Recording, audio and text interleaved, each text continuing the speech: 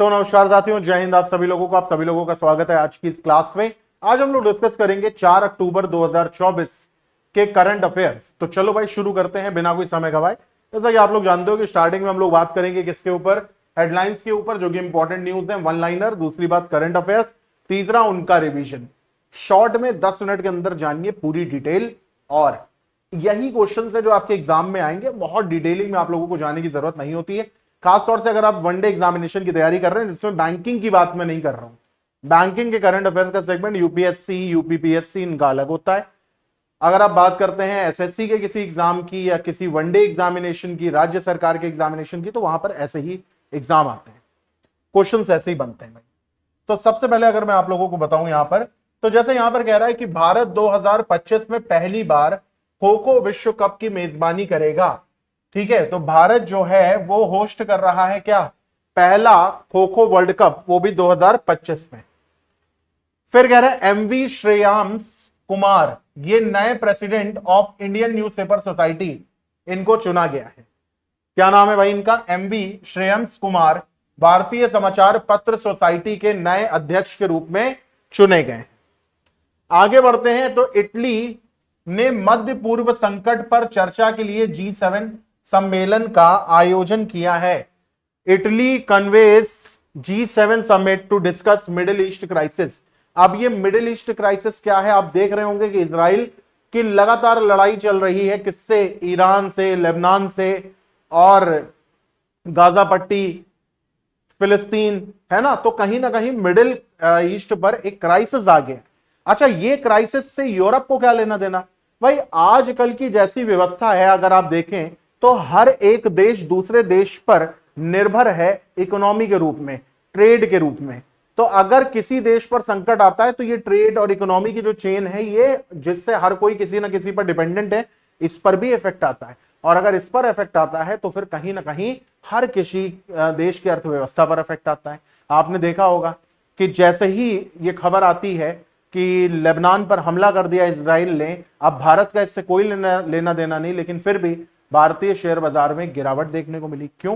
क्योंकि अर्थव्यवस्था जो है वो डिपेंडेंट है भाई। अगर खुशहाली रहेगी, तरक्की रहेगी, सरकार मजबूत रहेगी, तो अर्थव्यवस्था ऊपर जाएगी। अगर ऐसा नहीं तो अर्थव्यवस्था डगमगाएगी। हर देश कहीं ना कहीं एक इंपॉर्टेंट रोल प्ले करता है इस अर्थव्यवस्था की कड़ी में। तो अब सवाल आपके लिए इंपॉर्टेंट ये होता है कि G7 में कौन कौन से आपके देश आते हैं। तो ये आपको पता होना चाहिए कि G7 में कुल मिलाकर के 7 देश आते हैं, जिसमें एक है आपका कनाडा, एक है आपका फ्रांस, फिर है आपका जर्मनी। जर्मनी के बाद जो भैया होस्ट कर रहा है इटली, वो तो है ही, तो इटली हो गया। इटली के बाद हो गया आपका जापान, फिर आपका हो गया यूनाइटेड किंगडम, और फिर आपका हो गया यूएस।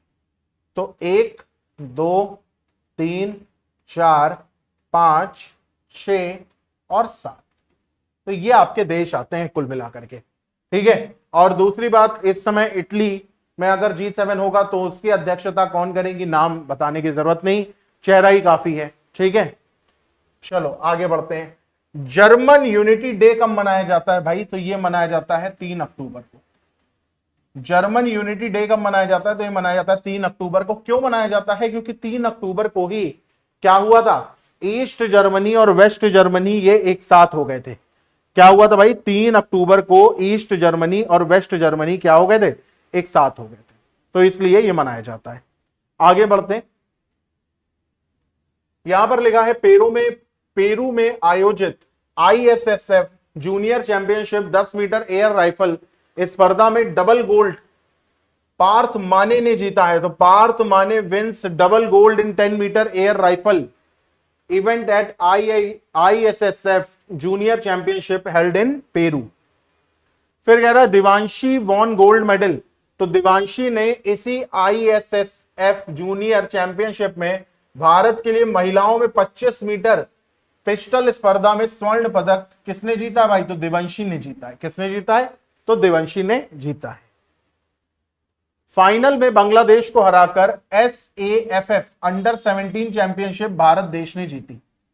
तो भाई India won the SAFF champion under 17 championship by defeating Bangladesh in final.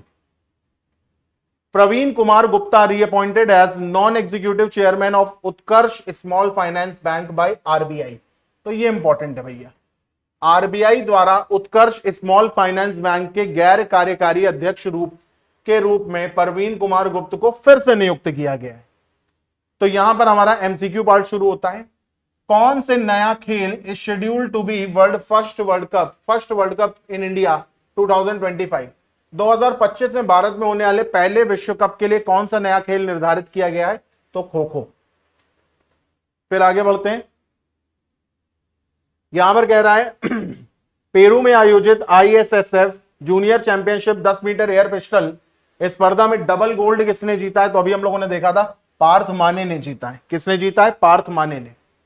किस देश ने संयुक्त राष्ट्र के महासचिव एंटोनियो गुतरेस को ईरान के मिसाइल हमले की निंदा करने में विफल रहने के कारण प्रतिबंध कर दिया? इजराइल, टर्की, सऊदी अरेबिया या फिर United state? Which country has banned UN Secretary General Antonio Guterres for failing to condemn Iran missile attacks? Israel ने भाई, ईरान ने किस पे हमला किया? इजराइल ने, तो इजराइल ही बैन करेगा। ठीक है, चलो आगे बढ़ते हैं। यहां पर Who won gold medal in Women 25 pistol event for India ISSF championship? तो अभी हम लोगों ने पढ़ा, दिवंशी ने जीता है। किसने जीता है? दिवंशी ने जीता। Which country won SAFF Under 17 Championship defeating Bangladesh in final? Bharat ने जीता है। ठीक है, भारत ने SAFF Under 17 की चैंपियनशिप जीती है। आगे बढ़ते हैं, आरबीआई द्वारा उत्कर्ष स्मॉल फाइनेंस बैंक के गैर कार्यकारी अध्यक्ष के रूप में फिर से किसे नियुक्त किया गया है? तो अभी हम लोगों ने पढ़ा है, प्रवीण कुमार गुप्ता को।